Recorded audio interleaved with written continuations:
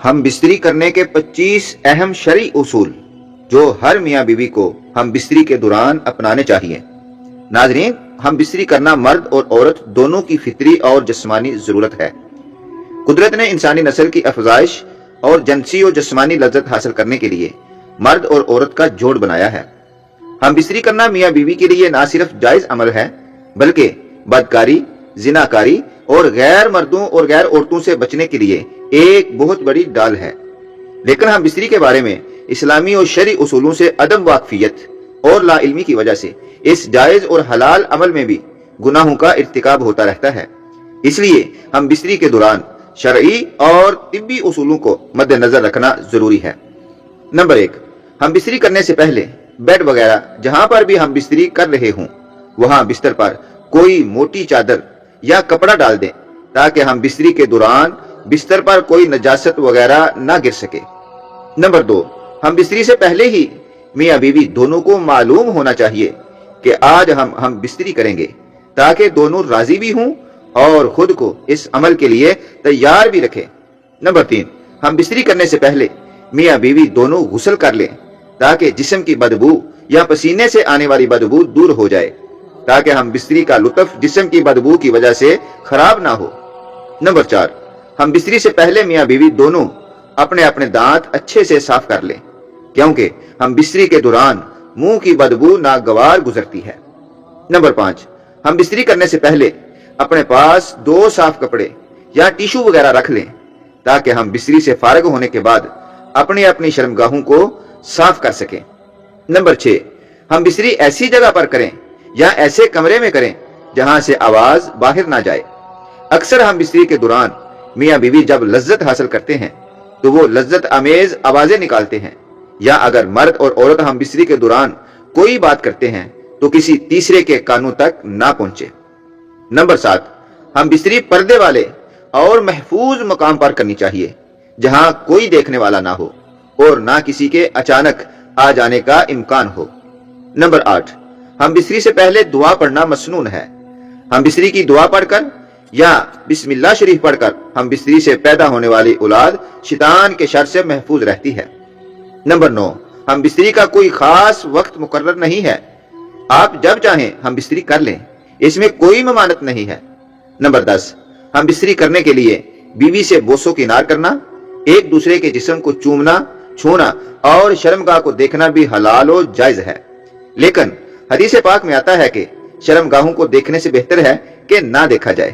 Number 11، بیوی کو ہم بستری کے لیے تیار کرتے ہوئے اس کے پستانوں کو چومنا جائز ہے، یعنی عورت کی چھاتی کو منہ میں لے کر چوس سکتے ہیں اور اس کی چھاتی سے کھیل سکتے ہیں، لیکن چھاتیوں کو چوستے وقت ایک بات کا خیال رکھنا ضروری ہے کہ بیوی کا دودھ نکل کر منہ میں نہ چلا جائے، کیونکہ بیوی کا دودھ منہ میں جانا مکروہ عمل ہے، البتہ اس سے میاں بیوی کے نکاح میں کوئی فرق نہیں پڑے گا۔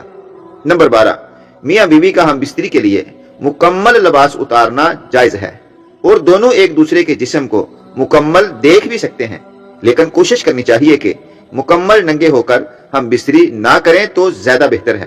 مکمل لباس اتارنے سے جسم کی کشش کم ہو جاتی ہے اور میاں بیوی دونوں ایک دوسرے کے جسم سے جلدی بیزار ہو جاتے ہیں۔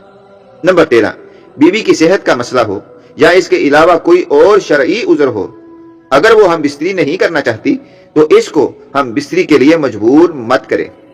نمبر 14، ہم بستری بیوی کی اگلی شرمگاہ میں ہی کرنا ضروری ہے۔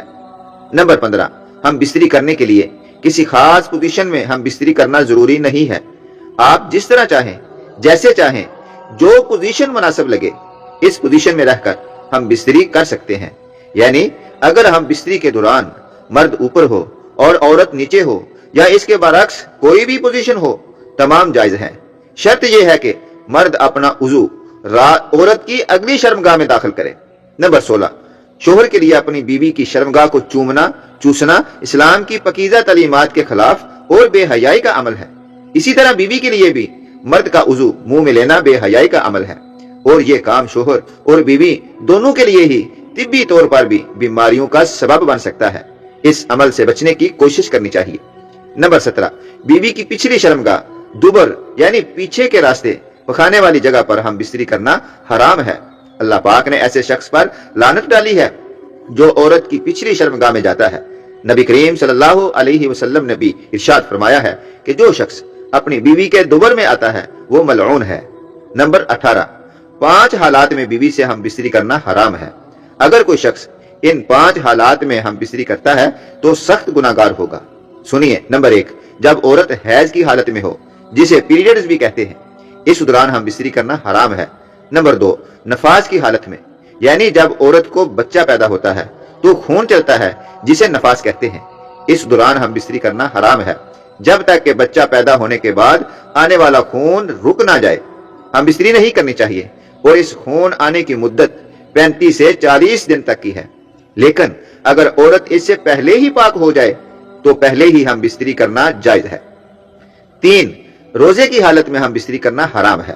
رمضان کی راتوں میں ہم بستری کرنا جائز ہے، لیکن دن کے وقت روزے کی حالت میں ہم بستری کرنا سخت گناہ ہے۔ ہاں، البتہ اگر میاں بیوی دونوں کا کسی عذر کی وجہ سے روزہ نہیں ہے تو وہ ہم بستری کر سکتے ہیں۔ نمبر 4، اعتکاف کی حالت میں ہم بستری کرنا حرام ہے۔ چاہے آپ مسجد میں بیٹھے ہوں یا گھر کے اندر، اگر اعتکاف کی نیت سے ہیں تو جب تک پورا نہ ہو جائے ہم بستری نہ کی جائے۔ نمبر 5، احرام کی حالت میں بھی ہم بستری کرنا حرام ہے۔ چاہے وہ احرام عمرے کا ہو یا حج کا ہو، ہم بستری کرنا حرام ہے۔ نمبر 19، ہم بستری کے دوران مرد اور عورت دونوں کا فارغ ہونا بھی ضروری ہے۔ اکثر دیکھا گیا ہے کہ مرد فارغ ہو کر فوراً سے عورت سے علیحدہ ہو جاتا ہے۔ عورت کے فارغ ہونے تک مرد کو چاہیے کہ وہ اپنی بیوی سے علیحدگی اختیار نہ کرے۔ اگر مرد ایسا کرے گا تو میاں بیوی میں دوریاں پیدا ہونا شروع ہو جائیں گی، اور کثرت سے عورت کو فارغ کیے بنا چھوڑنے سے میاں بیوی کے درمیان نفرت پیدا ہو جاتی ہے۔ اس لیے مرد کو چاہیے کہ فارغ ہونے کے بعد یکدم سے عورت سے علیحدہ نہ ہو، بلکہ اس کے فارغ ہونے کا انتظار کرے۔ نمبر 20، مرد کی شرمگاہ کا عورت کی شرمگاہ میں داخل ہونے سے ہی مرد اور عورت دونوں پر غسل واجب ہو جاتا ہے۔ چاہے منی کا انزال ہو یا نہ ہو، غسل کرنا واجب ہو جائے گا۔ نمبر 21، اگر میاں بیوی دونوں رضامندی سے بچوں کے درمیان وقفہ چاہتے ہیں تو وقفے کی نیت سے وہ ہم بستری کے دوران منی کا اخراج شرمگاہ کی بجائے باہر بھی کر سکتے ہیں، اس میں کوئی گناہ نہیں ہے۔ نمبر 22، ہم بستری کے بعد جب مرد اور عورت دونوں فارغ ہو کر علیحدہ علیحدہ ہو جائیں تو دونوں کوشش کریں کہ پیشاب کر لیں تاکہ شرمگاہوں کے اندر رہ جانے والی منی باہر نکل جائے۔ نمبر 23، میاں بیوی کا ہم بستری کی باتیں اپنے دوستوں، اپنی سہیلیوں یا کسی اور رشتہ دار سے شیئر کرنا بے حیائی کی علامت ہے۔ حدیث مبارکہ سنیے، نبی کریم صلی اللہ علیہ وآلہ وسلم نے ہم بستری کی باتیں دوسروں سے شیئر کرنے سے سختی سے منع کیا ہے۔ ہاں، البتہ کسی بات کا علم نہیں ہے یا کسی بات کی سمجھ نہیں آتی تو وہ باتیں کسی ڈاکٹر، کسی حکیم یا متعلقہ شخص سے نالج لینا یا دینا جائز ہے۔ نمبر 24، ہم بستری کے فوراً بعد غسل جنابت کر لینا بہتر ہے، لیکن اگر وقتی صرف استنجا کر لیا ہے تو بھی کوئی حرج نہیں، تاہم اس کے بعد آنے والی نماز کا وقت ختم ہونے سے پہلے پہلے غسل کرنا ضروری ہے تاکہ نماز قضا نہ ہو۔ نمبر 25، میاں بیوی دونوں کا اکٹھے غسل کرنا جائز ہے، اس میں کوئی ممانعت نہیں ہے۔ اس لیے اگر کوئی میاں بیوی ایک ساتھ غسل کر لیتے ہیں تو اس میں کوئی حرج نہیں ہے۔ یہ تھے ناظرین ہم بستری کے 25 خاص اصول جن کو اپنانے سے آپ کی ازدواجی زندگی خوشگوار رہے گی اور ہم بستری کے دوران آپ کو کسی بھی قسم کے مسائل کا سامنا نہیں کرنا پڑے گا۔ ان اصولوں کو اپنا کر آپ شرعی طور پر بھی ہم بستری کو سر انجام دے پائیں گے اور طبی طور پر بھی آپ کے لیے فائدہ مند ہیں۔ امید ہے ہماری یہ ویڈیو آپ کو پسند آئی ہوگی۔ ویڈیو اگر پسند آئی ہو تو لائک اور شیئر ضرور کر دیجیے گا، اور ہمارے چینل کو بھی سبسکرائب ضرور کر دیں تاکہ مزید اس طرح کی معلوماتی ویڈیوز کا نوٹیفیکیشن آپ تک بآسانی پہنچتا رہے۔ دعا ہے آپ جہاں رہیں خوش رہیں، اللہ تعالیٰ آپ کو دو جہاں کی نعمتیں عطا فرمائے۔ ملتے ہیں انشاءاللہ کسی نیکسٹ ویڈیو میں، اپنا خیال رکھیے گا۔ السلام علیکم۔